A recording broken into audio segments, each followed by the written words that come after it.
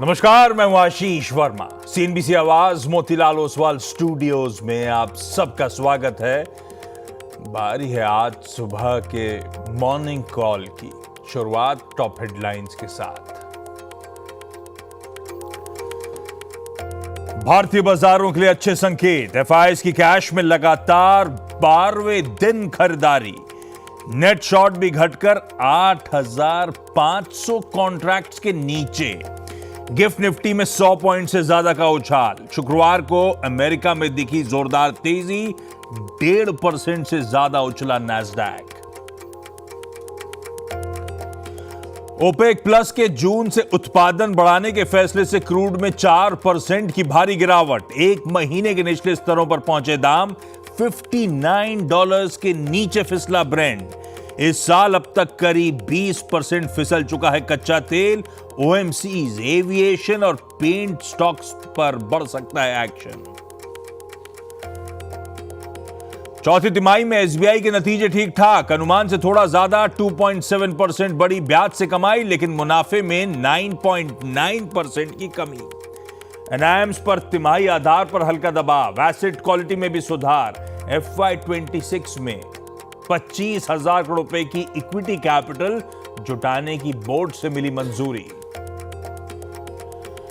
Kotak bank के Q4 नतीजे अनुमान से थोड़े कमजोर। 7% के एस्टिमेट के मुकाबले 5.5% बढ़ी नेट इंटरेस्ट इनकम। हालांकि एनआईएम्स में उम्मीद से कम गिरावट। एसेट क्वालिटी में सुधार। प्रोविजनिंग में 245% के उछाल से मुनाफे पर दिखा दबाव। चौथी तिमाही में करीब 8% बढ़ा मैरिको का मुनाफा। रेवेन्यूज में 20% का उछाल, हालांकि मार्जिन्स पर दिखा दबाव। वहीं 2% घटा डीमार्ट का प्रॉफिट। रेवेन्यूज में 17% की बढ़त, हालांकि मार्जिन्स पर दिखा pressure. AU small finance bank में आज हो सकती है 600 करोड़ रुपए की block deal. True north, silver leaf, oak जैसे पीई फंड्स बेच सकते हैं करीब 1.25% हिस्सेदारी। 4% के डिस्काउंट पर 650 रुपए है फ्लोर प्राइस। आज Nifty company Mahindra and Mahindra के आएंगे चौथी तिमाही के नतीजे। 14% बढ़ सकता है मुनाफा। वहीं वायदा कंपनियों में कैम्स, कोफोर्ज और इंडियन होटल्स के नतीजों का भी रहेगा इंतजार। और पाकिस्तान को मुंहतोड़ जवाब की ठोस तैयारी। रूस से हुई इगला एस मिसाइल्स की डिलीवरी। घरेलू ऑर्डिनेंस फैक्ट्री में ओवर टाइम के साथ हो रहा है उत्पादन। 2 दिन से ज्यादा की सभी छुट्टियां रद्द।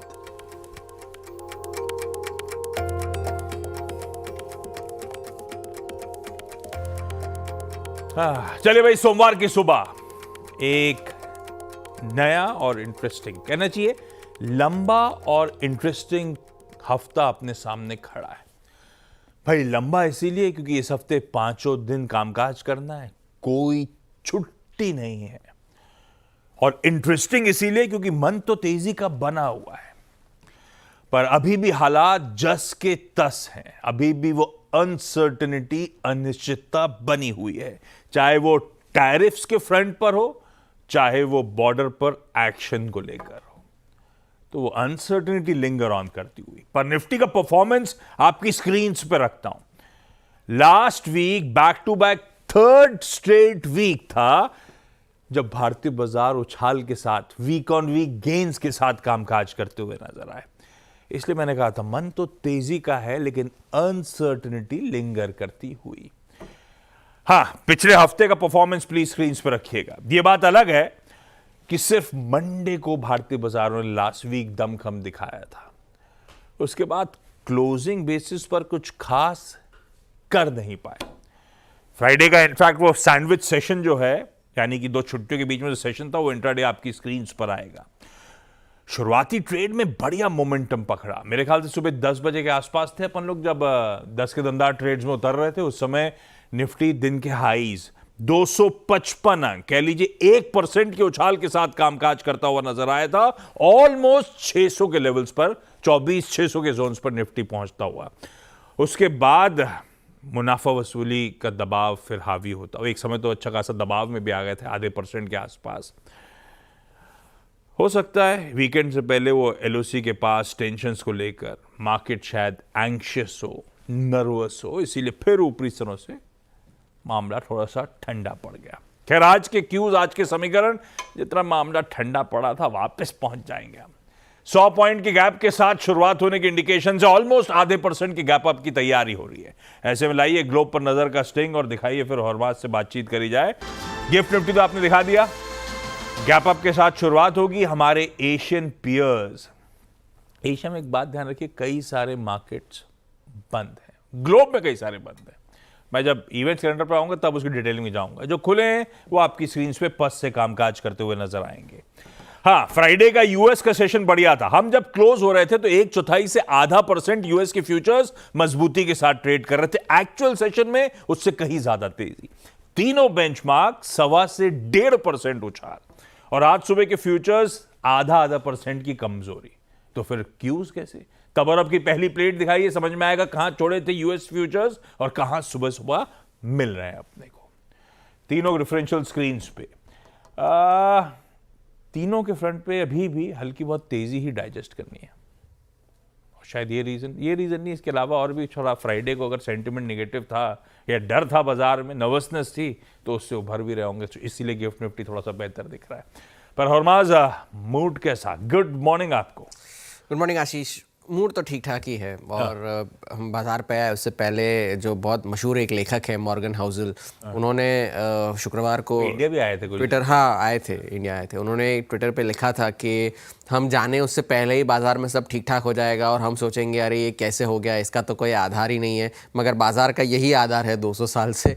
तो वैसा ही कुछ प्ले आउट हो रहा है पिछले 2-3 हफ्तों से, क्योंकि यूएस के बाजारों ने शुक्रवार को जो तेज़ी देखने मिली, उससे जो ट्रंप टैरिफ्स के जितने भी नुकसान थे जो अप्रैल के पहले हफ्ते में आए थे, वो सारे के सारे रिकवर कर लिए, और अब उससे तो ज़्यादा ही उस स्तरों पर कामकाज हो रहा है। अगर आप देखें तो डाउ 1 से 8 अप्रैल के बीच में 10% गिरे थे, नैस्डैक और S&P 500 भी उतने ही गिरे थे, लेकिन 9 अप्रैल के बाद से अगर आप देखेंगे तो 10 से लेकर 20% की तेज़ी हमें इन तीनों बेंचमार्क्स में देखने मिल रही है। तो एक आउट परफॉर्मेंस जो है पिछले 2-3 हफ्तों में हमें देखने मिल रहा है, इस उम्मीद पर कि डील्स हो जाएंगे या तो फिर टैरिफ जो है वो वापस ले लिए जाएंगे। ऐसा तो नहीं होने वाला, क्योंकि अभी डोनाल्ड ट्रंप ने ये भी कहा है कि इस हफ्ते शायद कुछ डील्स की अनाउंसमेंट्स हो जाए। उन्होंने देश का नाम तो नहीं लिया, मगर कहा तो है कि इस हफ्ते शायद जो है डील्स की अनाउंसमेंट हो जाए। तो इस वजह से 9वें दिन की तेज़ी S&P 500 और डाउ जोन्स में हमें शुक्रवार को देखने मिली, और ये 20 सालों की सबसे लंबी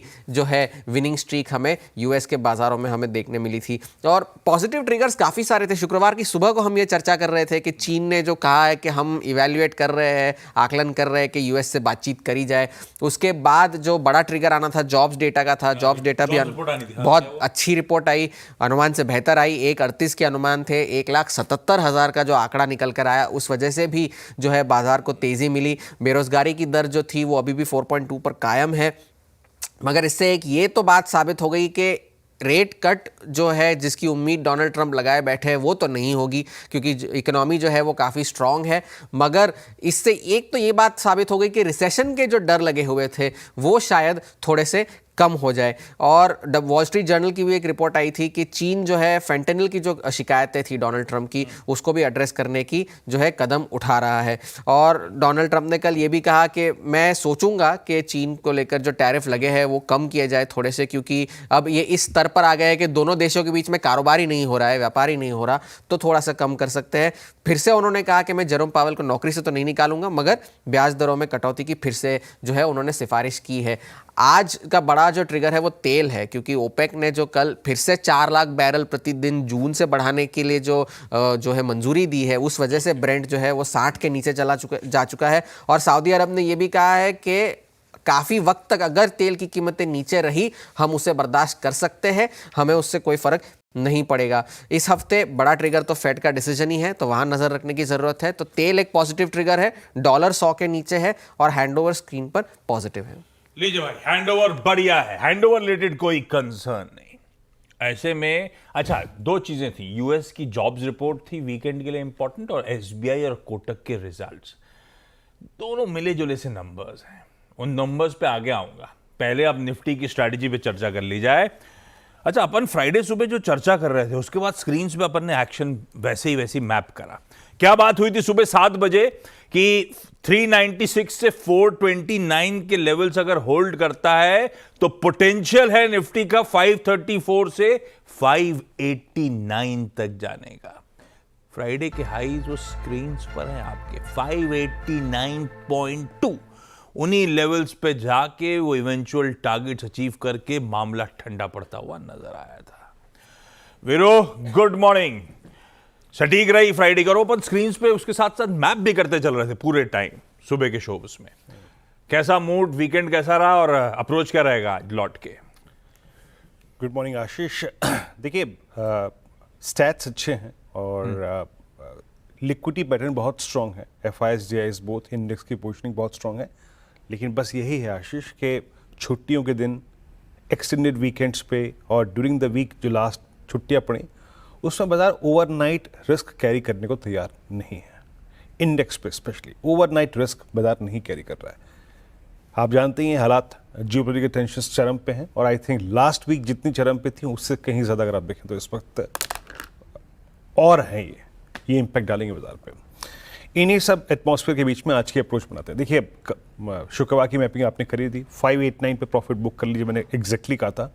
थर्ड कॉल राइटर जोन है, नहीं बाइसेक्ट होगा और डिप टुवर्ड्स 238 विल वर्क और क्लोजिंग में या कि सेकेंड हाफ का लो वही था।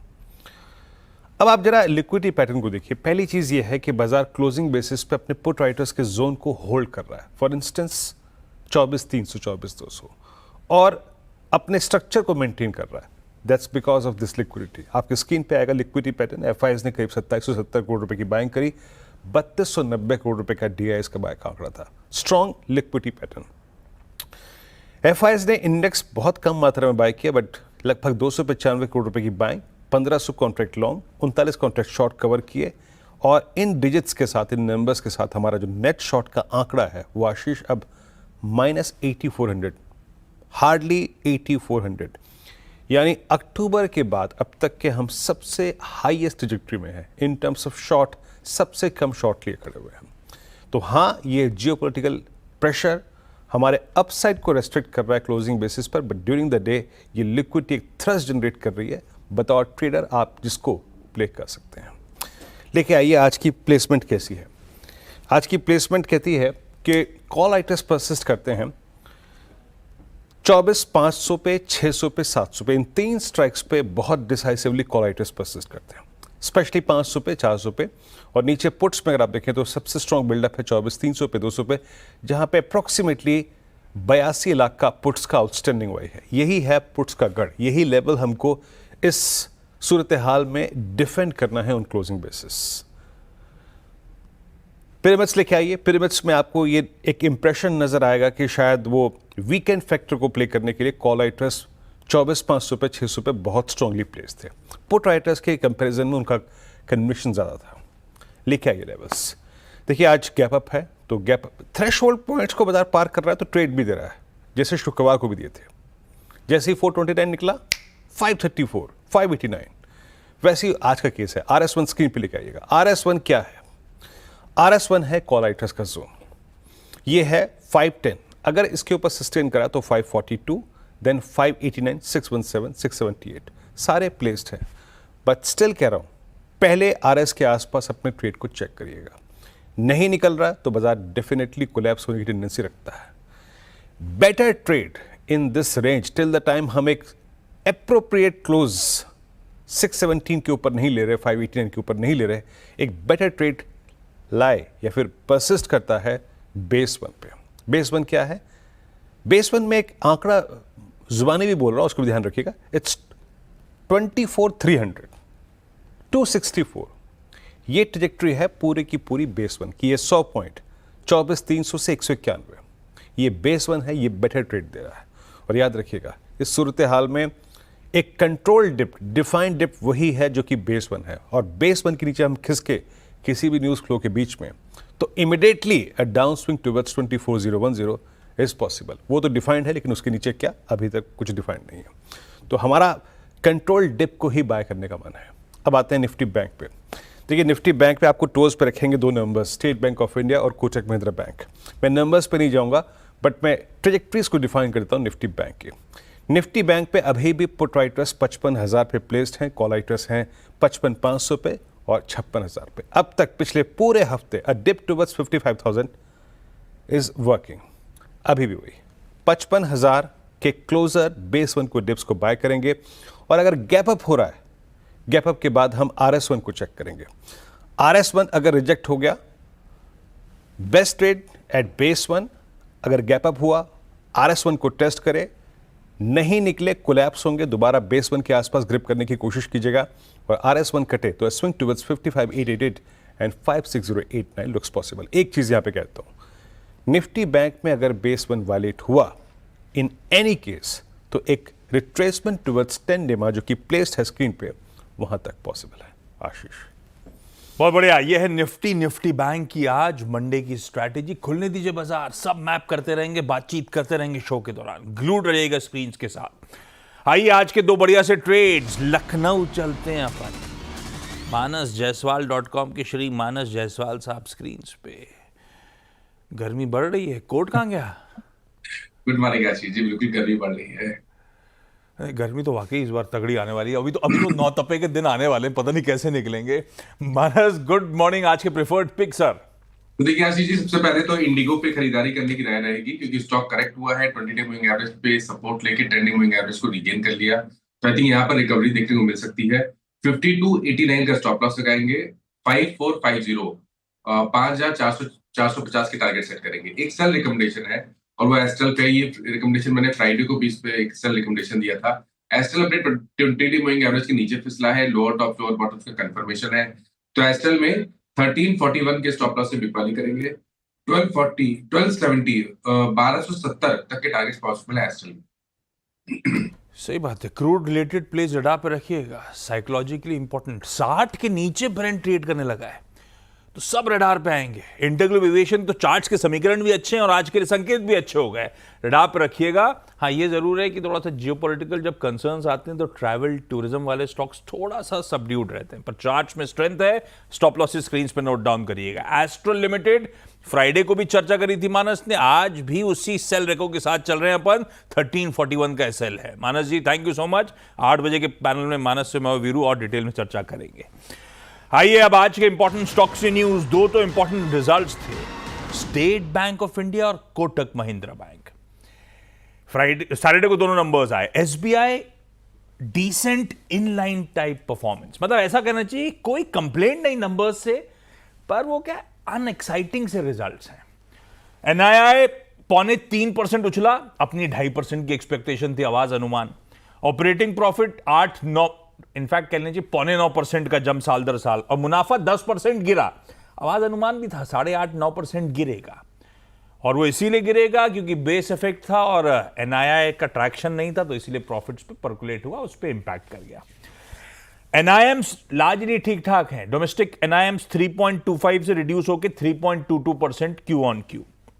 एसेट क्वालिटी एज एक्सपेक्टेड की स्टेबल रहेगी या स्लाइट इंप्रूवमेंट होगा, इंप्रूवमेंट देखने को मिला है ग्रॉस NPA में। एडवांसेस 12% बढ़े, पर ध्यान रखिएगा पिछले कुछ समय का रन रेट था 14-15% के आसपास का, तो थोड़ा धीमा पड़ा। आवाज अनुमान भी था 13% के आसपास का। डिपॉजिट्स में 9.5% का जंप देखने को मिल रहा है, और यही एक्सपेक्टेशन थी कि 9% के आसपास बढ़ेंगे। रिटर्न ऑन एसेट पे नजर थी मेरी, FY25 के एंड में 1.1 पे आया है, तो 1% के ऊपर ROAs मेंटेन करें। और बैंक ने कहा है हम 25,000 करोड़ पे या तो QIP या राइट इशू के जरिए इस नए साल में जुटाएंगे। तो जो एक्सपेक्टेशन अपन ने रखी थी हूबहू वैसे ही वो नंबर्स, इसलिए मैंने कहा अनएक्साइटिंग से एज एक्सपेक्टेड परफॉर्मेंस। ऐसे ही Kotak Mahindra bank, mix performance है। NII 5.5% बढ़ा, अपनी एक्सपेक्टेशन थी 7% प्लस बढ़ना चाहिए। ऑपरेटिंग मुनाफा फ्लैट था, और शुद्ध मुनाफा स्टैंड अलोन बैंक का प्रॉफिट 14% गिरा। अपन की ये बात हुई थी, डबल डिजिट फॉल आपको प्रॉफिट्स में देखने को मिलेगा क्योंकि प्रोविजंस बढ़ेंगे, और प्रोविजंस एक्चुअली 245% बढ़े, उसी के चलते मुनाफे में डबल डिजिट फॉल है। NIMs गिरे, लेकिन मेरे को लगता है स्ट्रीट से एक शेड बेहतर ही है, इतना ज्यादा नहीं गिरे। 40-50 बेसिस पॉइंट्स गिरने की बात हो रही थी, उससे कम गिरा है। अच्छा, दिक्कत क्या है?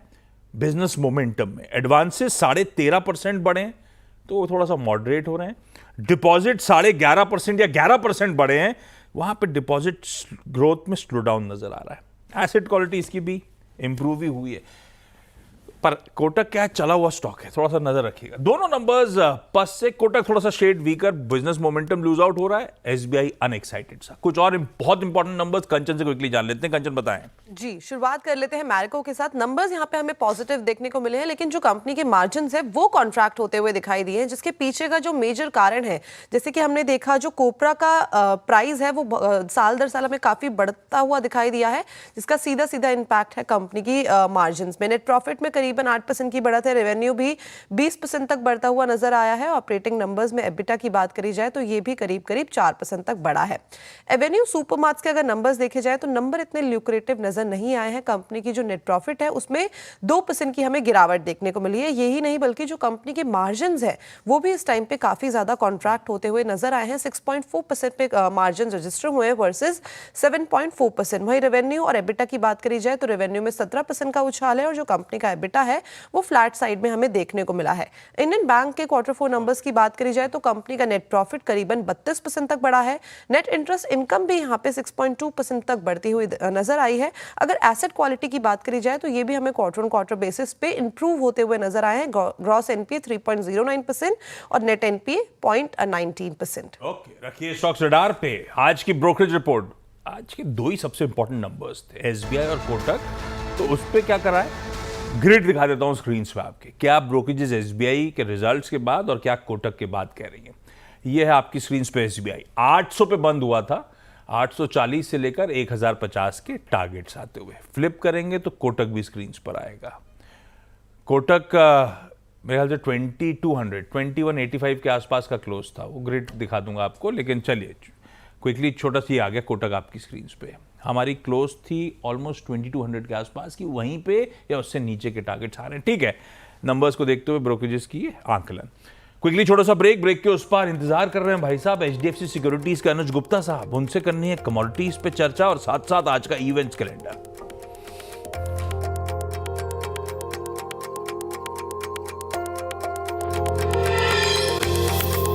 का हैंडओवर डिसेंट सा था, ये लीजिए बाकी बॉन्ड यील्ड्स थोड़ी सी इंच अप होती हुई, डॉलर इंडेक्स 100 के ऊपर गया था, वापस पस्त पड़ गया। पस्त इन द सेंस वो वापस उस थ्रेशोल्ड के नीचे आ गया। अपने लिए सबसे इंटरेस्टिंग क्यों, कच्चा तेल है, ब्रेंट बिलो $60। खैर आज कमाई कैसे होगी फिर इस स्पेस कमोडिटीज में। एचडीएफसी सिक्योरिटीज के अनुज गुप्ता साहब जुड़ते हुए। अनुज जी गुड मॉर्निंग भाई साहब, आज के प्रिफर्ड आइडियाज कौन से? Good morning Ashish ji. देखिए आज हमें लगता है कि मार्केट में सलन राइज देखा जा सकता है, क्योंकि यूएस के जो डेटा आए थे वो पॉजिटिव आए थे। तो गोल्ड में करीबन 93,050 में बिकवाली करें, स्टॉप लॉस 93,525 का लगाएं, टारगेट 91,780 तक देखा जा सकता है। और साथ में बेस मेटल में जिंक में बिकवाली का ट्रेड बना सकते हैं करीबन 247.50 में, स्टॉप लॉस 251 का लगाएं, टारगेट नीचे 242 तक देखने को मिल सकता है। गोल्ड में दबाव आता है वीरू, हो ना हो अपसेट्स हो जाता हूँ मैं थोड़ा सा, पता नहीं अजम्पशन रहता है घर पे जो कुछ है वो भी गिर गई वैल्यू। पर ठीक है, गोल्ड पे और साथ साथ अनुज जी कह रहे हैं जिंक पे बिगवाली करके चलो भाई साहब। ये दोनों में सेल रखो, दोनों के स्टॉप लॉसेस प्लीज स्क्रीन पे नोट डाउन कर लीजिए। अनुज जी थैंक यू सो मच सुबह सुबह जुड़ने के लिए सर। आइए आज के इवेंट्स कैलेंडर दिखा देता हूँ क्विकली आपको, उसके बाद शो समाप्त करेंगे। मंडे है, अच्छा भैया छुट्टियां, इसे कहते हैं इज्जत देना। चाइना तीसरा दिन हो गया लेबर डे की छुट्टी मना रहा है। थर्सडे को बनाई थी, फ्राइडे को बनाई थी और आज भी लेबर डे की छुट्टी है। Hong Kong birthday of Buddha celebrate कर रहा है, छुट्टी है। जापान और साउथ कोरिया चिल्ड्रंस डे बना रहे हैं। अपने को तो आज भी याद है बचपन में स्कूल में बुलाया जाता था, चाहे पढ़ाते नहीं थे लेकिन बुलाते जरूर थे, फंक्शन होते थे। यहां छुट्टी मिलती है और वो भी स्टॉक मार्केट को। थाईलैंड का कोरोनेशन डे और यूके का बैंक हॉलिडे, सब बाजार बंद है भाई साहब आज। नतीजे निफ्टी का एक है महिंद्रा एंड महिंद्रा और वायदा में कैम्स, कोफोर्ज और इंडियन होटल्स के रिजल्ट्स हैं। कैश की लिस्ट छोड़ रहा हूं, लंबी है। एक्स डिविडेंड स्क्रीन पर आ जाएगा, ऐसा कोई नोटवर्दी नहीं है। एफएनओ बैन में आज आरबीएल बैंक कंटिन्यू कर रहा होगा। सुप्रीम कोर्ट जीएसटी के अगेंस्ट में जो पिटिशंस दाखिल करी थी ऑनलाइन गेमिंग कंपनीज में, उसकी सुनवाई कर रहा होगा, इसीलिए इंपॉर्टेंट। ये एक लोगो आएगा स्क्रीन पे, वीरू आपको याद है? दिखाई दे रहा है एक स्क्रीन पे लोगो, डायरेक्टर साहब? स्काइप याद है वीरू?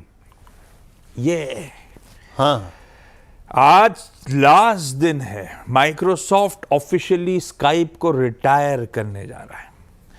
मेरे ख्याल से अर्ली इंटरनेट एरा में ये आइकॉनिक था वीडियो कॉलिंग के लिए स्काइप। खैर, सबको माइग्रेट करा रहा है माइक्रोसॉफ्ट टीम्स में, स्काइप आज बंद हो जाएगा हमेशा के लिए। फोक्सवैगन गोल्फ जीटीआई की बुकिंग आज से शुरुआत कर रहा है। भाई साहब, सिर्फ 250 कार्स अवेलेबल हैं फर्स्ट ट्रांच में, जिसके लिए बुकिंग आज से खुल रही है। पाकिस्तान के प्रेसिडेंट आसिफ अली जरदारी ने आज एक स्पेशल सेशन बुलाया है नेशनल असेंबली का 5 बजे शाम को, करंट सिचुएशन को एड्रेस करने के लिए इंडिया पाकिस्तान बॉर्डर पे ये उनका स्पेशल सेशन होना है। दिल्ली एनसीआर वाले और साथ में हिली एरियाज आसपास के येलो अलर्ट है बारिश का। वर्ल्ड हैंड हाइजीन डे भी आज है, हाथ धो लीजिएगा शो देखने के बाद। गिफ्ट निफ्टी के संकेत फिर से दिखाता हूं। हफ्ता शुरुआत तो डिसेंट सी है, सुबह से ऐसे ही दिखा रहा है, ऑलमोस्ट आधे % के गैप के साथ 100 पॉइंट ऊपर खुलेंगे। इस नोट पर मॉर्निंग कॉल को समेट लिया जाए, ब्रेक के उस पार डिटेल में स्टॉक्स का डिस्कशन करेंगे सीधा सौदा में। नमस्कार।